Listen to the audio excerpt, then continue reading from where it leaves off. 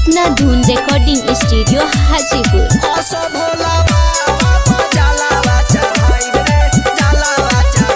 Music by Jeetu Vinayak. मानव न माई असो देवा घर जाइब रे,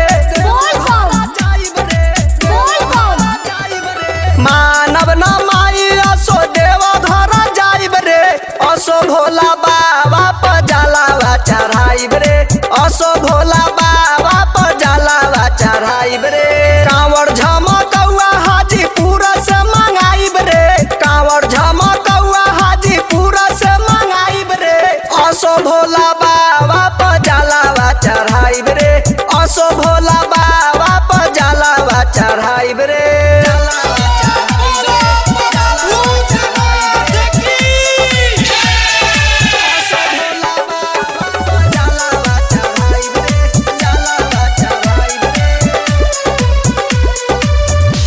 देर माई हमारा गेरुआ रंग का पारा, देवघर जाए में नाही होई कौनो लाफारा।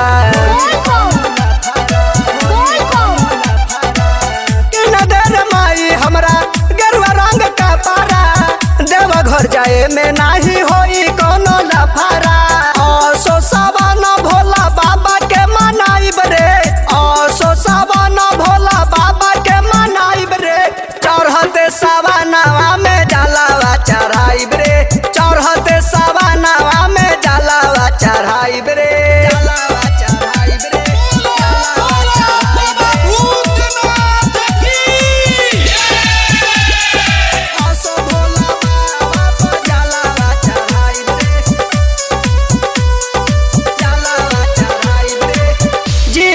पर राज राह के संगतिया, मिथिलेश महाकाल साच कहता रे बतिया।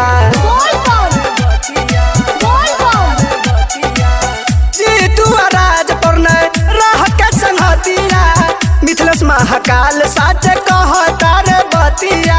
संगे राजस भैया बानी नाही भुलाइब रे, राज कमल भैया संगे देव घर जाइब रे, असो भोला बाबा पर जलावा चढ़ाइब रे, असो भोला बाबा पर जलावा चढ़ाइब रे।